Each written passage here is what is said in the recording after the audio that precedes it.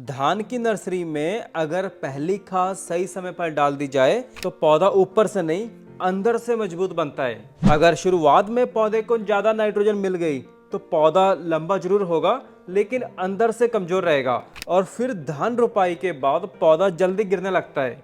अब सवाल यह है कि भाई धान की नर्सरी में पहली यूरिया खाद कब डालनी चाहिए। तो किसान वीरों, धान की नर्सरी में पहली यूरिया खाद तब डालो जब पौधा 2 से 3 पत्ती के स्टेज में आ जाए और उसका कलर हल्का पड़ने लगे, तब एक हल्की मात्रा में नाइट्रोजन देना बहुत सही रहता है।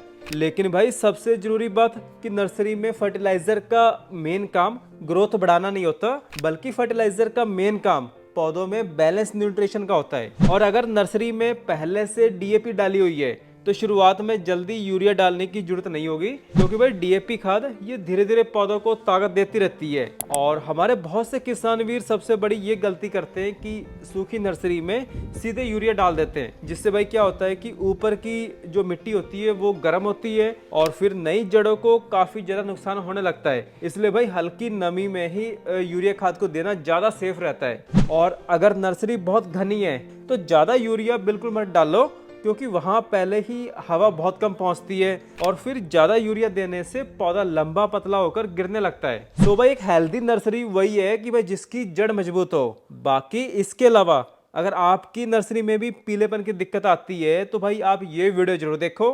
धन्यवाद।